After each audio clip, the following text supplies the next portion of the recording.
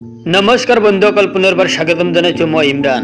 আজি আপোনালোকৰ বাবে লৈ আহিছো কেইবাটা গুৰুত্বপূৰ্ণ খবৰ। আহক ভিডিঅটো আৰম্ভ কৰো। বন্ধুসকল আপোনালোকে ভিডিঅটো অলপ স্কিপ নকৰাকৈ এফালৰ পৰা চাই যাব। আজিৰ প্ৰথমটো খবৰ, গুৱাহাটী লক্ষ্মীনগৰৰ শ্ৰীকৃষ্ণ পথৰ হাউচ নং 12ত এটা মৃতদেহ উদ্ধাৰ। এটা মৃতদেহক লৈ মহানগৰী চাঞ্চল্যকৰ ঘটনা সংঘটিত হৈছে। তুলিৰে মেৰিয়াই থোৱা অৱস্থাত উদ্ধাৰ কৰা হৈছে যুৱতীগৰাকীৰ মৃতদেহ। মৃতদেহৰ কাষত উদ্ধাৰ প্ৰায় 1.5 লাখ টকা। গুৱাহাটী লক্ষ্মীনগৰৰ শ্ৰীকৃষ্ণ পথৰ হাউচ নং 12ত উদ্ধাৰ কৰা হৈছে মৃতদেহ। ভাড়াঘৰলৈ অহা নয়নৰ প্ৰেমিকাই তলা খুলিয়ে দেখিলে যুৱতীগৰাকীৰ মৃতদেহ। বকৰ গাঁৱৰ ঘৰলৈ গৈছিল নয়নৰ প্ৰেমিকাই।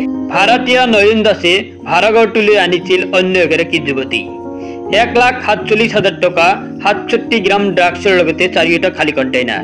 মৃত যুৱতীগৰাকী মহানগৰীৰ এখন পাৰ্লাৰত কৰ্মৰত আছিল। সম্প্ৰতি পলাতক অৱস্থাত আছে অভিযুক্ত নয়ন দাস উৰ্ফে ৰোহন কাশ্যপ উৰ্ফে হান্টাৰ। ভাড়াঘৰত প্ৰেমিকা আনি কটোৱা নয়ন পূৰ্বৰ পৰা আছিল বিবাহিত। পত্নীৰ উপৰিও নয়নৰ আছে এগৰাকী 14 বছৰীয়া কন্যা। সোধা পোছাৰ বাবে নয়নৰ প্ৰেমিকাক আটক দিছপুৰ আৰক্ষী। এই মুহূৰ্তত জনাব চেষ্টা কৰিছো আন এটা বিগ ব্ৰেকিং নিউজ। ড্ৰাগছ সৰবৰাহৰ গোচৰত জড়িত নয়ন দাস। ড্ৰাগছে নহয়, নাৰীদ সৰবৰাহতো জড়িত আছিল নয়ন দাসে। নাম হলাই হলাই নয়নে কৰি আহিছিল বহু অপৰাধ। 4 বছৰ পূৰ্বে জেললৈ গৈছিল নয়ন দাসে। 1.5 মাহ পূৰ্বে লক্ষ্মীনগৰত ঘৰ ভাড়ালৈ লৈছিল নয়ন দাসে। কিছুদিন নয়নৰ সৈতে লিভ ইনত থকাৰ পিছতে ঘৰলৈ গুচি গৈছিল প্ৰেমিকা। 4 বছৰ পূৰ্বে ড্ৰাগছৰ গোচৰত দিছপুৰ আৰক্ষীয়ে গ্ৰেপ্তাৰ কৰিছিল নয়নক। ড্ৰাগছৰ সমান্তৰালকৈ নাৰীদহ ব্যৱসায়তো জড়িত আছিল নয়ন দাস। সমাজৰ বহু মুদাফুটা ব্যক্তিক যোগান ধৰিছিল যুৱতী মহিলা। পেছাত এজন টাটু আৰ্টিষ্ট নয়ন দাস।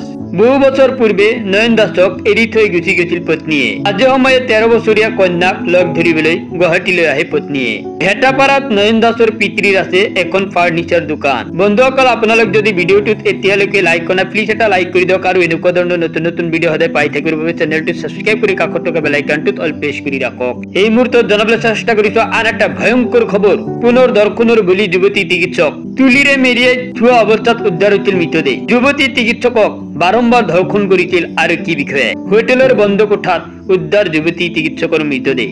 মহাৰাষ্ট্ৰৰ সাতাৰা জিলাৰ ফলটনত এই ঘটনা সংঘটিত হৈছে। হোটেলৰ বন্ধ কোঠাত নিশা উদ্ধাৰ চিকিৎসকগৰাকীৰ মৃতদেহ।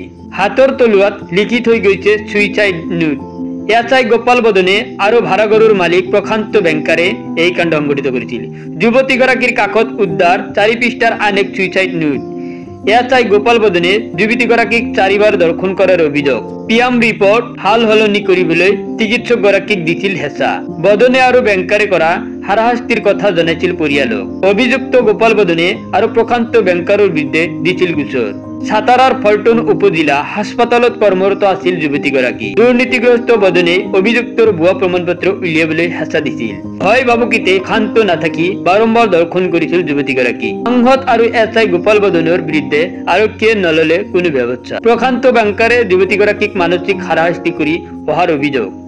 এই মুহূৰ্তত জনাব চেষ্টা কৰিছো আন এটা বিগ ব্ৰেকিং নিউজ। তিতাবৰত চুতীয়া যুৱ সন্মিলনৰ জোৰ সমদল। চুতীয়া জনগোষ্ঠীক জনজাতিকৰণৰ দাবীৰে জোৰ সমদল আৰম্ভ কৰিছে আৰু চুতীয়াসকলে ৰাজপথত ওলাই আহিছে। এই মুহূৰ্তত জনাব চেষ্টা কৰিছো আন এটা বিগ ব্ৰেকিং নিউজ। মুক্তিৰ পূৰ্বে চমকপ্ৰদ ৰৈ ৰৈ বিনালে চিনেমা হলত অস্তিত্বহীন বলিউডি চমক। অসমৰ চিনেমা হলত দক্ষিণৰ ব্লকবাষ্টাৰৰ নিষ্পক। জুবিন গাৰ্গৰ যাদুৰে চমৎকাৰ অসমৰ ছবিগৃহ।